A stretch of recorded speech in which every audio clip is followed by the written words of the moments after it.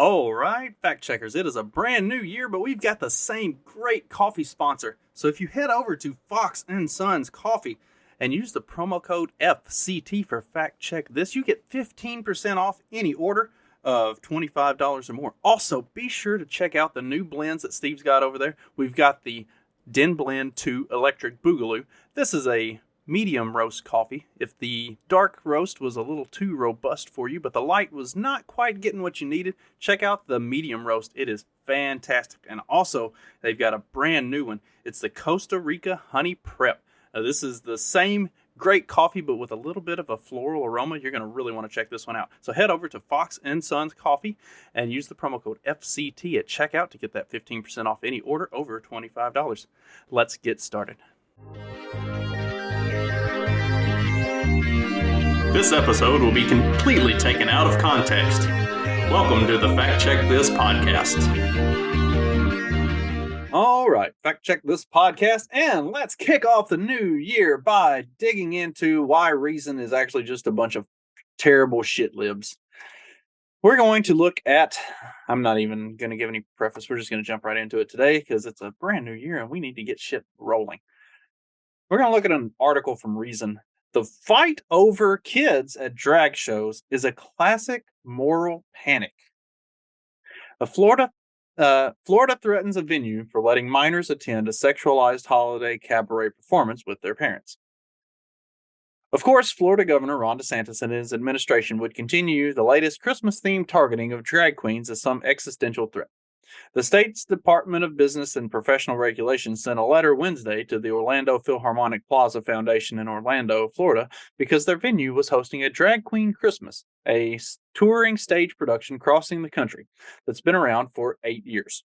The letter warns the venue that they have reason to believe that this drag show is of sexual nature, involving the exposure or exhibition of sexual organs, simulated sexual activity, and or the sexualization of children's stories. The department says it has become aware that the show has been marketed to and attended by children. The agency warns that the drag show may be considered a public nuisance if minors are allowed to attend, provided that any of these claims of sexual activity are true. Thus, the venue could have its license revoked. In short, if you allow children to attend the drag fans' drag show at your facility, the letter warns, you're putting your license in jeopardy. The letter concludes that if the venue allows minors in at all, the department will take any and all actions available to make sure you do not pose a threat to minors in the future. Emphasis added. Note that this letter doesn't actually say that there is any nudity or simulated sexual activity in the show, only that the department believes there is. It probably consulted this Twitter thread by Taylor Hanson, which I'm not pulling up because I don't really care. I've looked at it before. It digresses from the purpose of me reading this article. Who provides images and clips of the show from its stop in Austin, Texas. A Drag Queen Christmas is a pretty raunchy show in the way that's familiar to anybody who has watched drag performances. But the only nudity found in Hanson's clips and images is a pair of absolutely fake boobs being worn by a drag queen. There's a lot of overtly sexualized behavior and gyrating from people who are not actually naked or having sex. So this is the problem before I continue much further with this article. This is the problem, is that number one, Reason and a lot of these shit libs posing as libertarians pretend that everything that Ron DeSantis and the state of Florida are doing are just this moral panic, placating to dumbassery, being over the top conservative statists. Whereas what they openly admit in this part of the article is that all of the things that they're saying are actually happening at these drag shows. They are overtly sexualized. They are simulated sexual behaviors, a lot of stuff that obviously children should not be exposed to. Like, okay, the boobs might be fake. That doesn't make them any less inappropriate for children. It's like with everything else that Florida has done to put a stop to certain federal regulations, certain things that the federal government has tried to do to combat a lot of the uh, excessive progressive creep that is running rampant through society. Reason and Cato and all of these other shit libertarians act like this is some sort of a statist overreach. It is it is the foundational element of libertarianism. It is states' rights. It is giving the state the allowance and the ability to say, no, we're not going to do that. That's what we hope for. We want a smaller federal government and more states' rights. We want the states to be able to govern themselves and to decide what is and isn't right. And then to take it down to even, more county and local levels. Allow that to happen. Why is this an outrage or some moral panic, some fake narrative thing that these complete shit libs at Reason and Cato keep pushing? That everything that Florida and Ron DeSantis do are terrible status things, and all of these over the top progressive deconstructions of society are actually okay, and you're just a bigot for thinking that there's anything wrong with these things. So carrying on.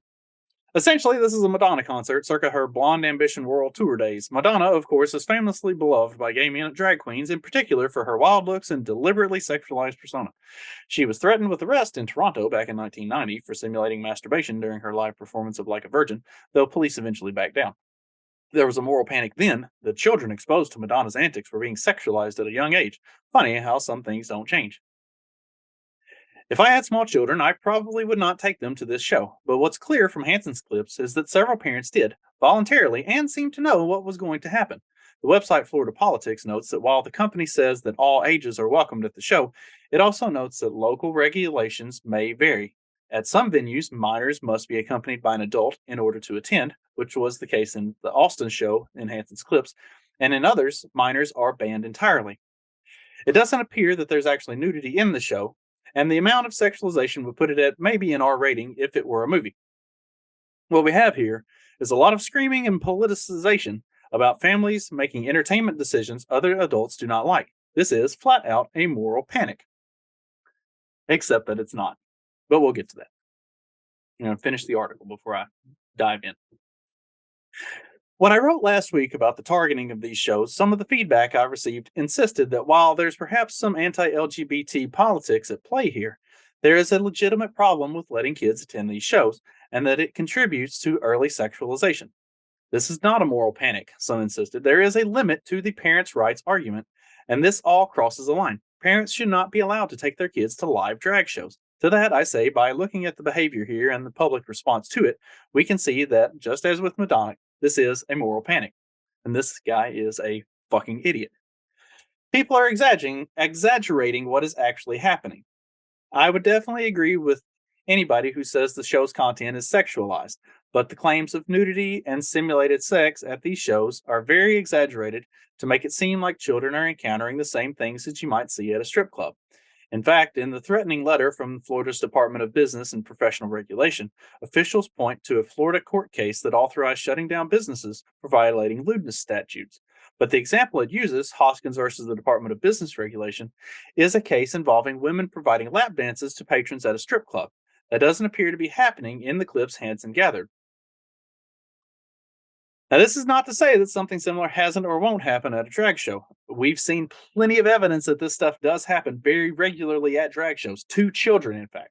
So your decrying of this as a moral panic is clearly bullshit, because we have actually seen the videos of this happening, of lap dances being given to children at these drag shows. So to say that something similar hasn't or won't happen, it has happened, and it does happen regularly.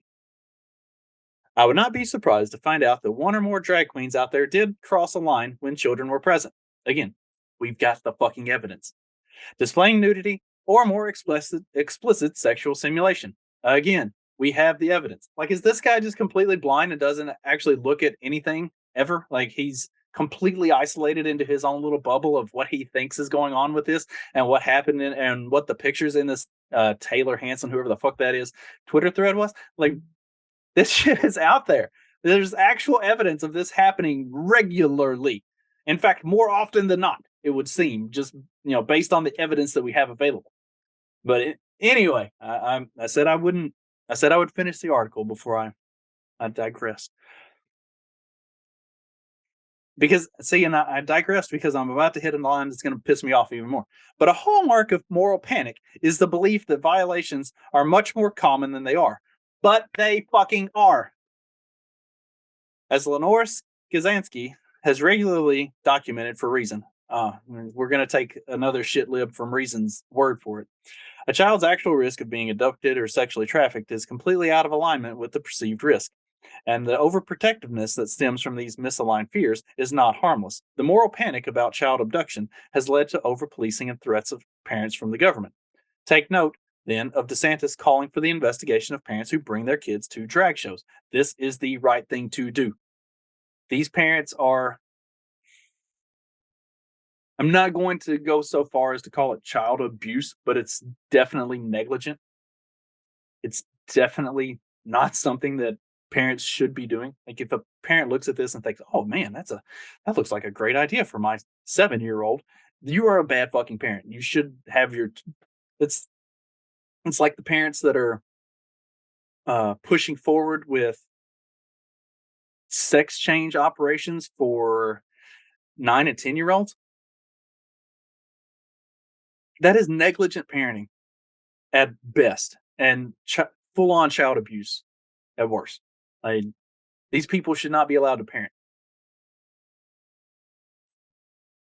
And that's another problem with Reason is they act like this stuff just shouldn't be talked about because it's negligible. It's not fucking negligible. Not only is it not negligible, but it's happening more and more and more and more frequently all the time. They, these the child abduction stuff, the drag shows going on, like, this stuff is ramping up more and more and more, progressively more and more. And Reason just acts like it's negligible. It's some fucking moral panic. That's why these are a bunch of retard shit libs that nobody should listen to. New laws are demanded, even though existing laws are sufficient. Florida has laws about nudity and lewdness, and the department's letter references them, but then it threateningly warns against allowing any minors into the show, regardless of the content, period. Number one, I'm not sure that that's what I read in the letter, but it looks like it's utilizing the laws that are already on the books. It's not advocating for additional laws. So again, shit libs. Lawmakers have been proposing legislation that essentially treats drag shows as lewd conduct, regardless of any sort of nudity or sexual activity. This is accurate, for the most part. In Texas, a state lawmaker introduced a bill that classifies any sort of drag performance as sexually oriented, regardless of the content. Generally speaking, this is accurate. Simply wearing clothes of the opposite sex in a performance is suddenly sexual. It's bonkers. It's a bonkers proposal with any number of potential enforcement problems, but that's something that happens with a moral panic because the moral panic exaggerates what's actually happening. The solutions proposed are extremely broad and can cause additional harms rather than prevent them. We're still struggling to undo the absurdly high prison sentences we've saddled drug users and dealers with because of our moral panic in the 80s and 90s over crack cocaine versus powder cocaine. Politicians are happy to sow fear in others in order to advance their careers. DeSantis has made it clear that he's happy to perpetuate the culture war, treating those with progressive politics as public enemies and fighting against the woke crowd, going so far as to endorse and encourage laws that clearly violate the First Amendment for all the purpose of cultivating and benefiting from the moral panic. If you haven't figured out that there is a culture war being fought and that it needs to be fought and that the progressive politics and the woke crowd are the enemy of the people, of the family unit, of decency, that they are proponents of degeneracy and everything that is going to just absolutely rot and deconstruct society, I don't know what the fuck to tell you other than you are a complete fucking useless shit lib. That's all Reason is. I used to enjoy some Reason content, and then they just kept going progressively further and further down this goddamn leftist garbage rabbit hole, and it's not libertarianism. It is shit lib, and that's it. That's it. God, this is so pisses me off. Similarly, the attack on this same show in St. Louis was launched by a local politician who's considering a run for governor. And a state politician in Knoxville, Tennessee, was all over the drag show there. The show in Orlando did take place Wednesday night, and the local Fox affiliate showed up to interview both protesters and opponents who stood outside. Protesters and opponents who stood outside with signs and rainbow flags. One state representative, Anna Eskamani, was there and accused the DeSantis administration of attempting to intimidate the drag and cancel drag shows. Again, Madonna and the moral panics of pop and rap music of the 80s and early 90s come to mind. Let's not go into the moral panic of rap music. Uh, let's look at rap at black culture today. Never mind. We're not going into that. I don't want to go there today. Not today. We'll get there later. Florida is the state that attempted to ban two live crew from selling a rap album by deeming it obscene until the group won the battle in court. When we look back at those days, it may all seem absurd. Gen Xers did not grow up to be any more sexualized or out of control than the baby boomers. Maybe Gen Xers didn't, but the modern generations are. Because it's been taken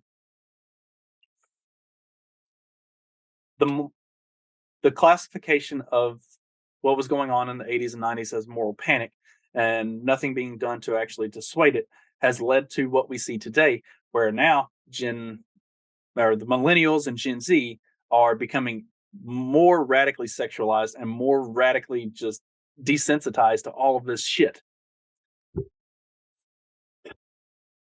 Claiming that drag shows are different is a subjective evaluation based on how a person feels about exposure to drag performances. It is an attempt to force one group of people's parental choices on the collective. And the mindless tossing around of the word groomer, here we are, is just an epithet designed to shut down opposition on the belief that nobody wants to be accused of supporting child sexual abuse. It's a reminder of back during the 70s and through the 90s when anybody who was not heterosexual was regularly accused of trying to recruit kids, except that they obviously fucking were. Moral panics about gay people interacting with children are hardly new. We have laws about minors and nudity and sexually explicit live performances, and we have parents to make decisions for the stuff that falls just on the legal side of that line. That's how it has been for the longest of times, and drag queens don't change that calculus. If you don't want your children to see this stuff, don't take them. Leave everybody else alone. I, I don't know what else to say about this that I haven't already said because it's hard to keep your frustration with just how terrible this is like contained as you're going through it. The word groomer is appropriate because that's what they're doing. They're through the use of these drag shows and drag queen story hour and content that is pointedly designed for children. It is to normalize and desensitize children to seeing this stuff so that they're more comfortable with it, so that they view it as a good thing, so that they view it as something that's not just socially acceptable, but as something that they should strive for. You see this with the collapse of society at every point throughout history where it has happened. Is you see this rampant degeneracy, and then you see the targeting of kids with all of this stuff. We are living in the end of an empire. We are witnessing this thing that was Western civilization collapsing in on itself, reverting to full on degeneracy. And pretty soon, I mean, you can look throughout history. You have rampant degeneracy, what in effect is child sacrifice, which is what this grooming shit is in our modern era. Rampant inflation and devaluation of money and currency, and then civilization collapses. The whole thing burns, and we get to start over again. That's the track that we're on. That's the path we're heading down. I mean, when I was in high school, early college, I was saying I thought we were roughly 70 years from seeing the full collapse. Like we were witnessing the fall of Rome in our modern era. And I thought at that time we were probably roughly 70 years from seeing the full collapse of Western civilization. Over the last 20 years, I think we're probably more like 10 to 15 years away from seeing it. It seems like the advance of technology and um, just the exponential growth of progressivism has really kind of pushed that timeline up. I fully expect definitely in my lifetime, maybe later in my lifetime, hopefully, but I really think in my lifetime I'm going to witness the full on collapse of Western society. And I know I get a little collapsitarian every so often. Usually it's around this time of year. Maybe it's because it's cold and I'm not out running as much and just sitting inside. But I'm kind of for it. Like when you look at this type of stuff that's happening, when you look at the degeneracy that's running rampant through society, something needs to give. Like it's time for this whole fucking thing to fall apart, burn to the ground, and let's start over and rise from the ashes with something good, something new. And it starts at home. It starts where you are. It starts with your covenant community, building up your local church, building up your neighborhood. 2023 needs to be the year that you start thinking, what do I need to do to be more self sufficient, more self reliant, and less attached to the rest of this bullshit that's inevitably going to fail?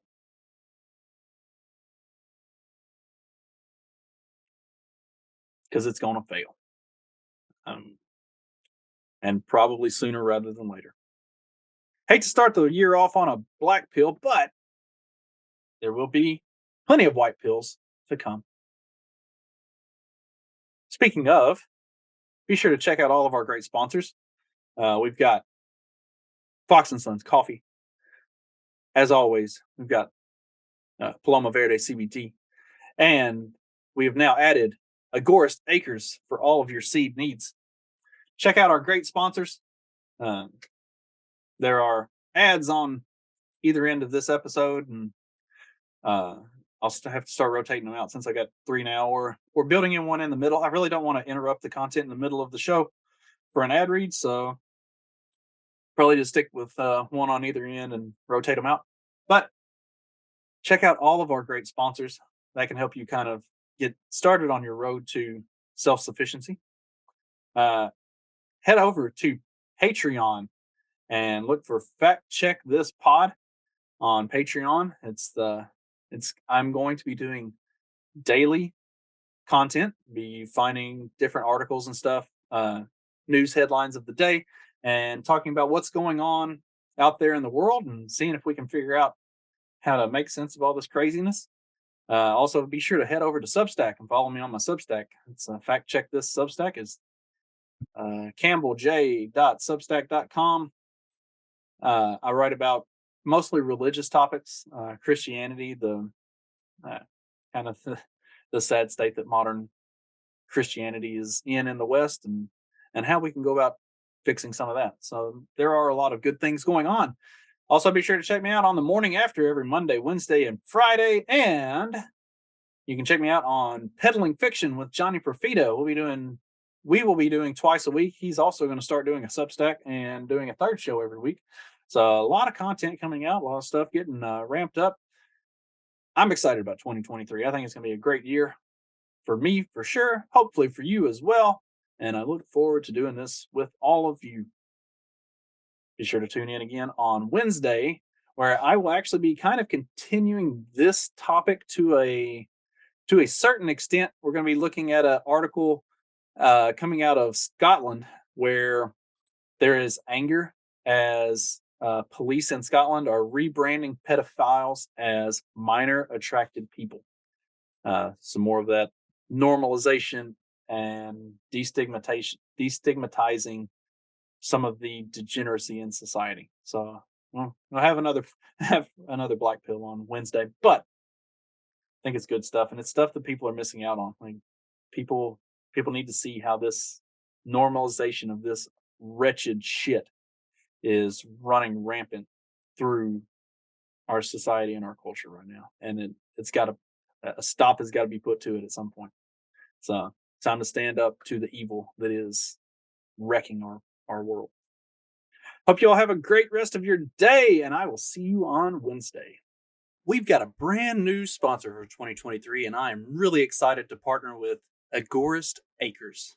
Now, agoristacres.com, you can find over 100 varieties of seeds. They've got vegetables, flowers, all kinds of stuff.